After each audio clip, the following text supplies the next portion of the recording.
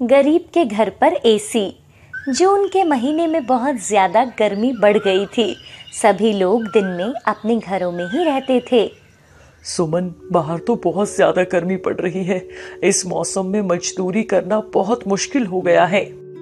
अच्छा, तो क्या घर पर ही पड़े रहोगे? चलो बाहर जाओ और काम करो, नहीं तो आज रात का खाना नहीं दूंगी। अरे, इतनी गर्मी में मुझे कौन काम देगा? हे भगवान, ये कामचोर इंसान मेरे ही पल्ले बांधना था। जब देखो काम चोरी का बहाना ढूंढता रहता है। सुमन की ऐसी बातें सुनकर श्याम काम ढूंढने के लिए निकल जाता है। मोहन एक मजदूर था जो गांव में दिहाड़ी मजदूरी करके अपना परिवार चलाता था। उसकी बीवी सुमन बहुत सख्त किस्म की थी, क्योंकि वो और गरीबी में नहीं रहना चाहती थी। इसलिए वो मोहन को ज्यादा से ज्यादा पैसे कमाने को बोला करती थी। एक दिन सुमन के घर उसकी एक सहेली आती है, जो पहले तो सुमन की तरह गरीब थी, लेकिन अब वो बहुत अमीर हो चुकी थी। हेलो सुमन, कैसी हो तुम? मैं तो ठीक हूँ, और सुनाओ, आज मेरे घर पे कैसे आना हुआ? मैं यही पास से गुजर रही थी, तो मैंने सोचा कि तुमसे मिलती हुई चलूं। सुमन और मीरा घर में बैठकर बातें करने लगते हैं। सुमन, तुम्हारे घर में तो बहुत गर्मी है यार, तुमने एसी नहीं लगवा रखा क्या? अरे, हमारे पास एसी लगाने के पैसे कहाँ हैं, बड़ी मुश्किल से तो घर चला पाते हैं। सुमन बहन, मेरे घर पे आना, वहां तुम्हें गर्मी का पता भी नहीं लगेगा, ठंड लगने लग जाएगी तुम्हें वहां तो। सुमन उसकी बातें सुनकर बहुत गुस्सा हो रही थी। शाम होने पर जब मोहन घर वापस आता है। सुमन, मुझे एक गिलास पानी दे दो, आज तो गर्मी में जल ही गया हूँ। भगवान भी क्यों मेरी बीवी के जैसे गुस्सा है। तभी सुमन पानी लेकर वहां आती है और मोहन को दे देती है। आज का दिन कैसा रहा? अरे, बड़ी मुश्किल से एक दुकान पर सामान ढोने का काम मिला था। अच्छा सुनो, अब तुम कहीं ना अच्छी सी नौकरी ढूंढ लो, ताकि मैं भी अपने घर में एसी लगा सकूं।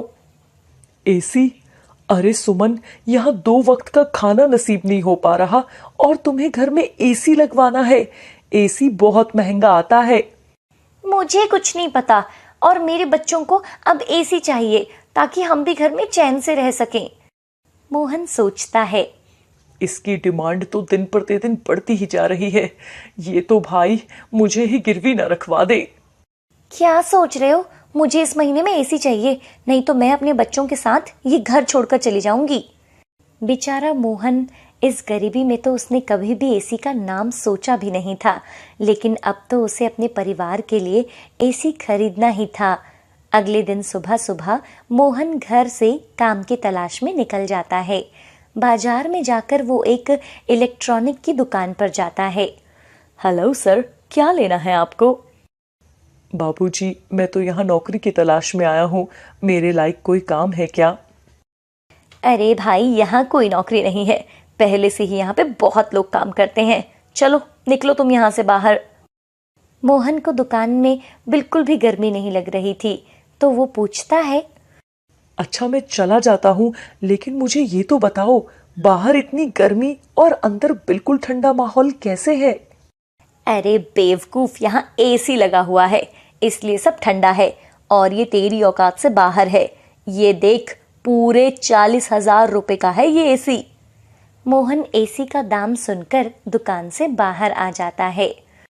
इतने पैसे तो मैंने कभी एक साथ नहीं देखे जितने का ये एसी है। इस सुमन का तो दिमाग खराब हो गया है। और मोहन वहां से चला जाता है। दिन भर काम ढूंढने पर भी आज उसे कोई काम नहीं दे रहा था, और गर्मी बहुत ज्यादा बढ़ गई थी। मोहन का चल चलकर हाल खराब हो गया था, और मोहन सड़क के किनारे एक पेड़ के नीचे जाकर बैठ जाता है। चल चल कर तो मेरी हालत खराब हो चुकी है, अब यहीं थोड़ी देर आराम कर लेता हूँ। घर पर तो सुमन मुझे चैन से बैठने भी नहीं देगी, न जाने आज उसे कैसे समझाऊंगा। तभी सड़क पर एक गाड़ी आ रही थी, और वो अचानक उस पेड़ से टकरा जाती है। हे भगवान, ये क्या हुआ? मोहन देखता है कि उस गाड़ी में एक आदमी घायल हालत में पड़ा था। वो उसे गाड़ी से बाहर निकालता है और एक रिक्शे में बैठाकर उसे हॉस्पिटल ले जाता है। अरे क्या हुआ है इन्हें? डॉक्टर साहब, इनकी गाड़ी एक पेड़ से टकरा गई थी। अच्छा, तो तुम यहीं रुको। डॉक्टर उस आदमी को आईसीयू में ले जाता है और थोड़ी देर के बाद वापस आकर मोहन से बोलता है, अब वो खतरे से बाहर है। तुम जानते नहीं, ये एक बहुत बड़ी इलेक्ट्रॉनिक कंपनी के मालिक हैं। बिना जाने तुम अकेले इन्हें यहाँ ले आए। बहुत कम लोग होते हैं दुनिया में तुम्हारे जैसे। तभी वहाँ उस आदमी के परिवार के लोग वहाँ आ जाते हैं, जिसमें वो सेल्समैन भी था। मोहन उन सबको देखकर वहाँ से चला जाता है। घर पहुंचकर मोहन सुमन को सारी बात बताता है। उसकी बात सुनकर सुमन बोलती है, अरे बेवकूफ आदमी, उनसे कुछ पैसे तो ले लेता। क्या पता वो तुमसे खुश होकर तुम्हें कुछ पैसे ही दे देते। चलो वापस उनके घर जाओ और पैसे मांगकर लेकर आओ। नहीं सुमन, पैसों के लिए मैं किसी के सामने ऐसे हाथ नहीं फैला सकता। तभी उनके घर सेल्समैन और एक आदमी आता है। देखिए, डॉक्टर ने हमें आपके बारे में सब कुछ बताया। अगर आज आप न होते तो न जाने मेरे पिताजी का क्या होता। हम चाहते हैं कि आप हमारी कंपनी में काम करें। अच्छा, तो आप कितनी सैलरी दोगे? हम आपको पूरे 20,000 रुपए देंगे। देखिए सर, उनकी मदद करना मेरा फर्ज था। उसके बदले आपका ये एहसान नहीं ले सकता। नहीं मोहन जी, आप अच्छे और सच्चे ईमानदार इंसान हो। हमें आपके जैसे ही इंसान की तलाश थी जो दुकान के सामान की रखवाली कर सके। और मोहन वहाँ नौकरी करने के लिए मान जाता है। और ये मेरी तरफ से आपके लिए गिफ्ट है। और वो दोनों वहाँ से चले जाते हैं। मोहन और सुमन उस गिफ्ट को खोलकर देखते हैं तो उसमें एक एसी था। आखिरकार तुमने मेरी ख्वाहिश पूरी ही कर दी। अब मोहन और उसका परिवार गर्मी में आराम से चैन की नींद ले पाते थे। प्रिया धूप में स्कूल से आती है।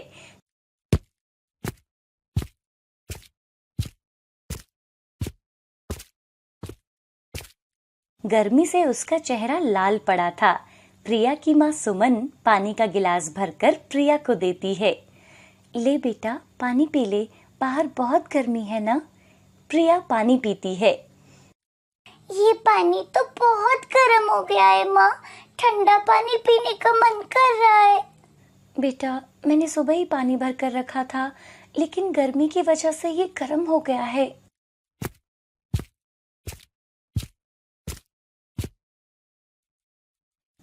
माँ, मुझे कल स्कूल ठंडा पानी लेकर जाना है। पता है, मेरी क्लास के सब बच्चे बोतल में बर्फ जमा कर लाते हैं और पूरा दिन ठंडा पानी पीते हैं।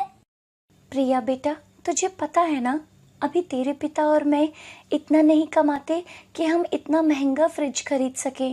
अगर तुझे बर्फ से जमा हुआ पानी ही लेना है तो एक काम कर, शाम को ही शारदा भाभी के घर अपनी पानी की बोतल दे आना। वो फ्रिज में जमा देंगी। फिर तू कल स्कूल लेते जाना और दिन भर ठंडा पानी पीना। सुमन लोगों के घरों में साफ सफाई का काम करती थी और मोहन भी मेहनत मजदूरी करके अपने परिवार को पाल रहा था। वो दोनों कैसे भी करके अपनी बेटी को पढ़ा रहे थे। शारदा सुमन के पड़ोस में रहती थी और उनके घर में फ्रिज था। सुमन कई बार शारदा के घर से ठंडा पानी ले आती थी। ठीक है माँ, मैं अभी पानी की बोतल भरकर शारदा चाची को दे आती हूँ। और प्रिया पानी की बोतल भरकर शारदा के घर जाती है।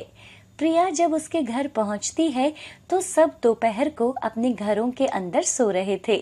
प्रिया घर के बाहर से आवाज लगाती है। प्रिया की आवाज सुनकर शारदा उठती है। एक तो ये आराम से सोने भी नहीं देते, इतनी गर्मी में भी अपने घर नहीं रुकते। शारदा देखती है कि प्रिया पानी की बोतल हाथ में लिए वहाँ खड़ी थी। क्या है, इतनी दोपहर में यहाँ क्या कर रही हो? क्या हुआ? चाची जी, मेरी पानी की भरी बोतल को आप अपनी फ्रिज में रख दो। इसको बर्फ बनाने वाले हिस्से में रखना ताकि सुबह तक इसमें बर्फ जम जाए। फिर स्कूल में पूरा दिन ठंडा पानी पीऊंगी। हमारे फ्रिज में बिल्कुल जगह नहीं है, बहुत सामान है फ्रिज में। ऐसा कहकर शारदा अपने कमरे में चली जाती है। शारदा की बात सुनकर प्रिया को बहुत बुरा लगता है और वो उदास मन से घर लौट आती है। प्रिया को देख सुमन पूछती है, क्या हुआ, ऐसे क्यों आई हो? प्रिया दुखी मन से अपनी माँ को सारी बात बताती है। अगली सुबह सुमन काम पर जाती है और जल्दी जल्दी अपना काम खत्म करती है। मालकिन, मुझे थोड़ी बर्फ दे दो, मेरी बेटी ठंडा पानी पीना चाहती है। सुमन, आज सुबह ही हमारा फ्रिज खराब हो गया है, अभी कुछ दिन बाद ठीक हो पाएगा। और सुमन भी वहां से निराश होकर चली जाती है। शाम को सुमन अपने पति से बोलती है, आज प्रिया बोल रही थी कि वो कल स्कूल के बाकी बच्चों की तरह वो भी पानी की बोतल में बर्फ जमा कर लेकर जाना चाहती है। तो मोहन भाई के घर में फ्रिज है ना, वहाँ रखाती। प्रिया आज गई थी वहां, लेकिन शारदा ने उसे मना कर दिया। देखो सुमन, मेरे पास इतने पैसे नहीं है कि मैं फ्रिज खरीद सकूं। बड़ी मुश्किल से प्रिया के स्कूल का खर्चा उठा पा रहे हैं हम। गर्मी की वजह से अपनी फसल भी बर्बाद हो रही है और बाहर कोई काम भी नहीं मिल रहा है। कह तो आप ठीक ही रहे हो। और वो तीनों खाना खाकर सो जाते हैं। अगले दिन प्रिया स्कूल से वापस आ रही थी। रास्ते में उसे एक बूढ़ी औरत बेहोश पड़ी मिलती है। प्रिया की नजर जैसे ही उस पर पड़ती है, वो दौड़कर उसके पास जाती है। अरे, ये तो बेहोश है। प्रिया जल्दी से अपने बैग से बोतल निकालती है और उनको पानी पिलाती है और उस बूढ़ी औरत को होश आ जाता है। तुम्हारा बहुत बहुत धन्यवाद बेटा, जो तुमने मुझे पानी पिलाया। गर्मी की वजह से मुझे चक्कर आ गया था और मैं बेहोश हो गई थी, लेकिन तुम्हारे अलावा किसी ने भी मेरी मदद नहीं की। लेकिन बोतल का पानी बहुत गर्म था, इसलिए आज मैंने पानी नहीं पिया। अरे मेरी बच्ची, अब तुझे गर्मी में कभी प्यासा नहीं रहना पड़ेगा। और वो औरत प्रिया को एक कलश देती है। ये कोई साधारण कलश नहीं है, इसमें रोज कुछ सोने के सिक्के मिलेंगे, जिससे तुम अपनी गरीबी दूर कर सकती हो और जरूरतमंदों की मदद कर सकती हो।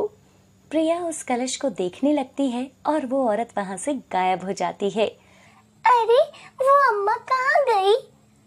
और प्रिया उस कलश को लेकर अपने घर आ जाती है और सारी बात अपनी माँ को बताती है।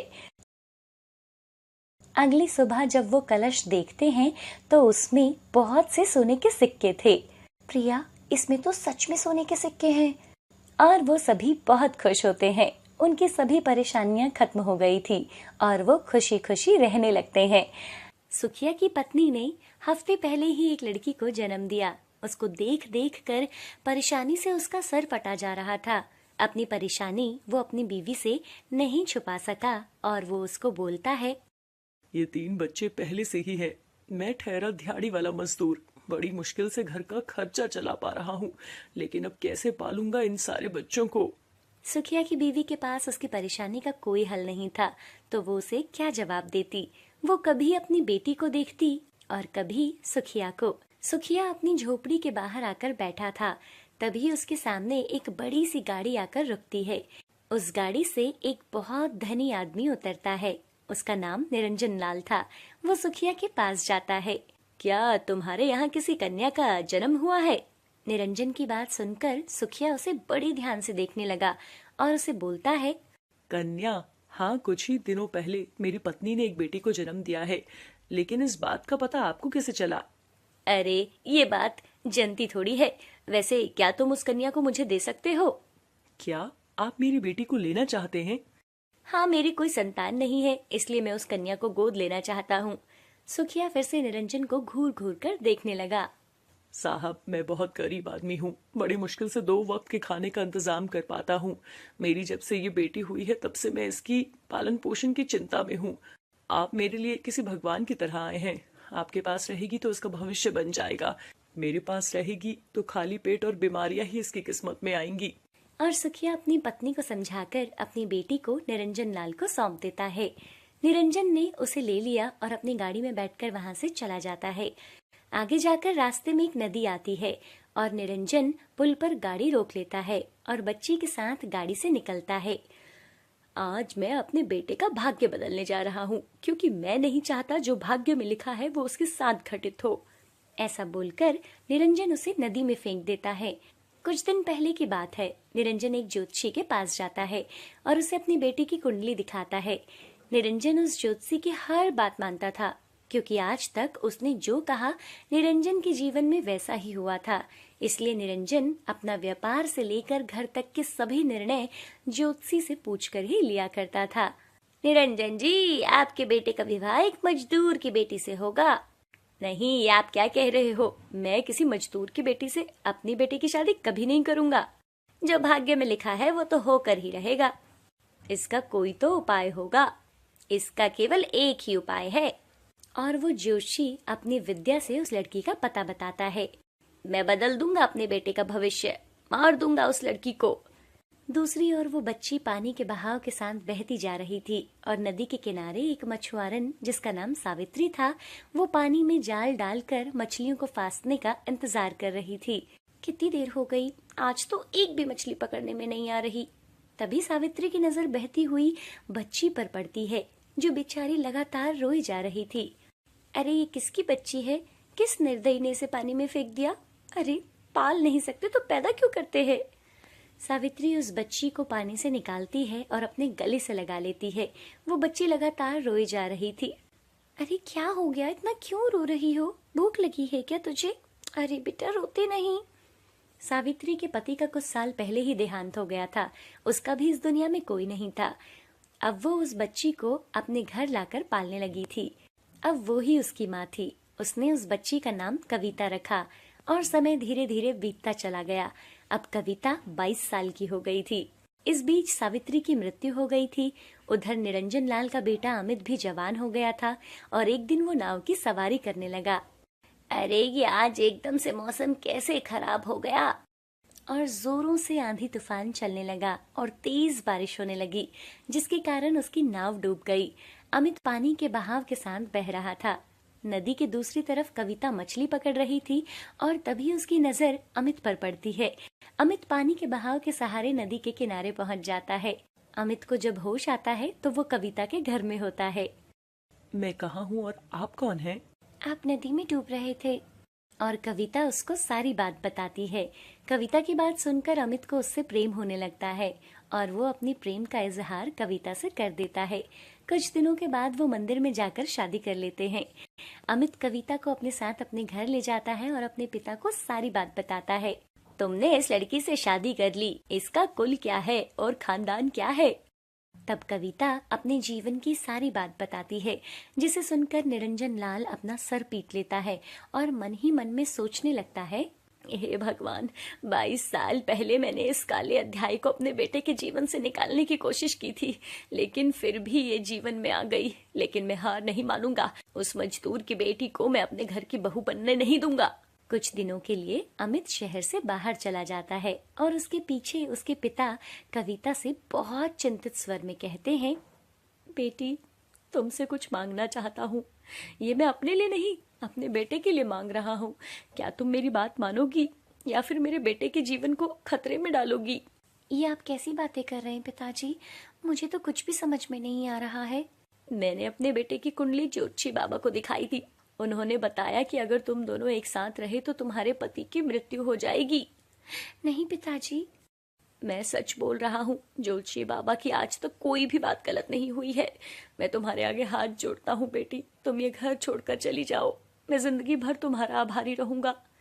कविता निरंजन लाल की बात मानकर वो शहर छोड़कर चली जाती है।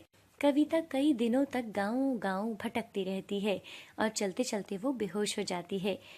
कविता को जब होश आता है तो वो एक सपेरे के घर में थी, जो सांप का खेल दिखाकर अपने घर का गुजारा करता था। तुम कौन हो बेटी और कहाँ से आई हो? तब कविता उसे अपनी सारी बात बताती है। उसे सुनकर सपेरा बोलता है, बेटा, जो भाग्य में लिखा होता है उसे कोई नहीं बदल सकता। वैसे भी तुम्हारा ये फैसला तुम्हारे पति के जीवन के लिए है, इसलिए इसे स्वीकार करो और नई जिंदगी शुरू करो बेटी। अब कविता सपेरे से सांप का खेल देखने की कला के साथ साथ सांप को कैसे पकड़ते हैं और उसके जहर के काट से मंत्रों को भी बहुत ही कम समय में सीख लिया था। बेटा, तुम बहुत प्रतिभाशाली हो। मैंने अपना पूरा जीवन सांपों के जहर की काट और मंत्रों को सीखने में लगा दिया, लेकिन तुमने तो बहुत ही कम समय में सब कुछ सीख लिया। समय हवा के पंख लगाकर बीतने लगा। तभी एक दिन निरंजन लाल और अमित उसी गांव के पास अपने दोस्त की शादी में आए हुए थे। अमित कविता की याद में गांव में घूम रहा था। तभी अचानक उसे एक सांप काट लेता है। तभी निरंजन और गांव के कुछ लोग वहां इकट्ठा हो जाते हैं। कोई मेरी मदद करो, मेरे बेटे को सांप ने काट लिया है। बाबूजी, साथ के गांव में मोहन नाम का एक सपेरा रहता है, वही आपके बेटे को बचा सकता है। आप इसे जल्द ही उसके पास ले जाओ। निरंजन अमित को लेकर सपेरे के घर के बाहर पहुंचता है। मेरे बेटे को सांप ने काट लिया है, इसकी जान बचा लीजिए। आप जितना पैसा बोलोगे मैं उतना पैसा आपको दूंगा। जान बचाना तो हमारा फर्ज है, इसके लिए हम किसी से पैसे नहीं लेते। मैं अभी अपनी बेटी को बुलाता हूँ। तभी कविता वहां आ जाती है। निरंजन लाल जैसे ही उसे देखता है उसकी आंखें फटी की फटी रह जाती हैं। कविता जैसे ही अमित को इस हालत में देखती है वो भागकर जंगल से जड़ी बूटी लाती है और अमित को लगा देती है। जब अमित को होश आया तो कविता, तुम जिंदा हो? लेकिन पिताजी ने तो कहा था कि मेरे जाते ही तुम्हारा रोड एक्सीडेंट हो गया था।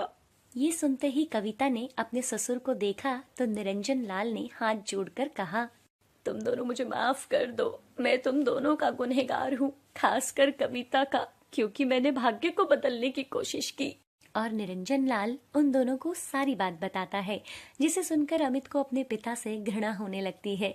लेकिन कविता के समझाने पर वो उसे माफ कर देता है और अब वो दोनों प्रेम से रहने लगते हैं।